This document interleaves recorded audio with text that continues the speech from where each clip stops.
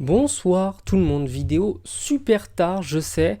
Je dois vous avouer que je suis déçu, que je m'attendais pas à ce qu'un joueur de rugby nous fasse quelque chose comme ça.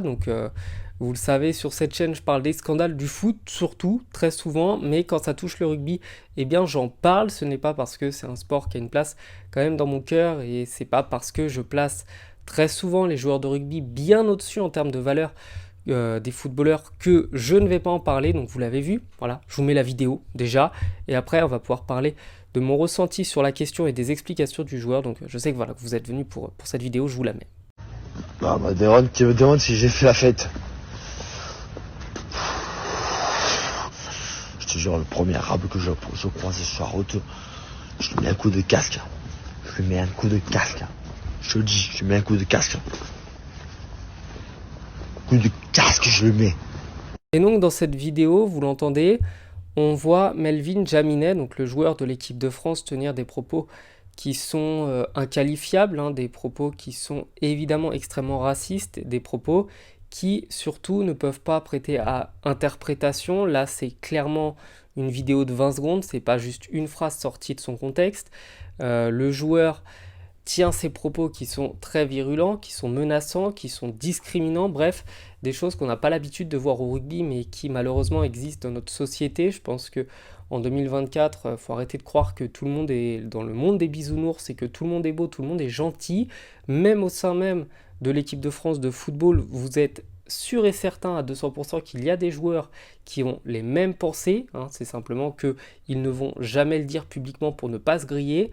Donc, petits éléments de précision, le joueur, c'est pas pour le défendre, attention, clairement pas, mais le joueur ne semble pas dans son état normal. Le joueur, dans la vidéo, je pense que vous l'avez vu, il a l'air d'être complètement pété, il a l'air d'être complètement ivre, il a l'air d'être littéralement dans un monde qui n'est pas réel, hein, il a l'air d'être vraiment à des kilomètres de notre planète. L'autre chose, c'est qu'on n'a pas d'éléments de contexte, donc ça c'est toujours important, hein, quand on voit ou quand on entend quelque chose, d'avoir des éléments de contexte.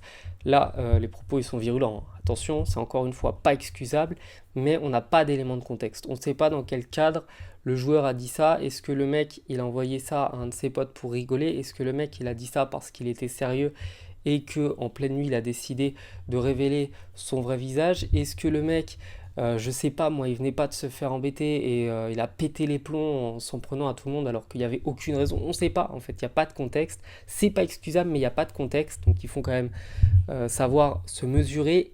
Et l'autre chose, c'est que le joueur, évidemment, a immédiatement d'une été sanctionné par l'équipe de France. L'équipe de France l'a d'ailleurs dégagé du rassemblement. Là, je crois que c'est en Argentine du 15 de France.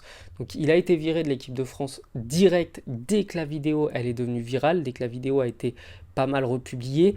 Le joueur s'est immédiatement aussi excusé sur les réseaux sociaux en disant que le racisme ne fait pas partie des valeurs du rugby et qu'il tient à s'excuser pour les propos qu'il a tenus. Et le joueur, évidemment, va essayer vainement d'éteindre l'incendie. Je pense que c'est trop tard. Le seul truc qui va pouvoir sauver le joueur, c'est le résultat des élections législatives, ce qui fait que littéralement toute la France est derrière les résultats des élections. Donc ce phénomène-là, ce problème-là, il va passer un petit peu sous les radars normalement pour le joueur, donc il s'en sort plutôt pas mal. Et l'autre chose, c'est qu'on peut attendre évidemment de la part de l'équipe de France une sanction exemplaire, c'est ce qu'on attend, parce que on peut remettre en question certains points sur l'accueil d'étrangers, blablabla. Bref, on peut rentrer dans des débats politiques comme ça, mais la haine et la discrimination raciale, elle n'a pas sa place. Vous le savez, pour ceux qui me connaissent sur cette chaîne, j'ai parlé de l'homophobie qui est un fléau dans le monde du football. Vous le savez, j'ai également parlé du racisme de certains clubs, de certains joueurs, de certaines institutions qui défendent des actes intolérables dans le football. Et ce n'est pas parce que c'est le rugby que je n'en parle pas, donc là je suis profondément déçu. Évidemment, ça ne salit pas l'image du rugby, parce qu'un seul être humain ne saurait pas tâcher des millions de personnes qui sont respectables. Évidemment, le joueur il s'excuse, il avait plutôt intérêt à le faire. Évidemment, il va être sanctionné. Je pense que la sanction, elle devrait être à la hauteur des propos. Les propos sont très graves, la sanction doit être très très très élevée. Après, ne peut-être pas punir le joueur à vie, même si ça serait pour le coup un coup très fort porté dans la lutte contre la discrimination. Mais le joueur, il risque de se prendre minimum, vraiment, genre dans un monde utopique, 6 mois de suspension, il peut prendre plusieurs années, parce que les propos, ils sont graves pour moi. D'autant que le rugby ne nous a pas habitués à un langage de menace, un langage discriminant, un langage où, en gros, le manque de tolérance était fréquent. C'était pas du tout cet univers-là. Donc voilà, très déçu du joueur, très déçu que ça arrive dans un moment où on aurait bien besoin de tous être derrière nos bleus, parce que quand même notre équipe de France, elle doit être soutenue. Et malheureusement, déjà que le rugby n'est pas hyper populaire, enfin pas autant que le football, du moins, mais là, des gens qui n'ont pas forcément l'habitude de regarder le rugby vont peut-être se dire, bon, bah s'ils sont comme ça, autant ne pas les regarder. Bref, passez une bonne soirée. Je vous souhaite de passer une bonne soirée, une bonne nuit. Ciao.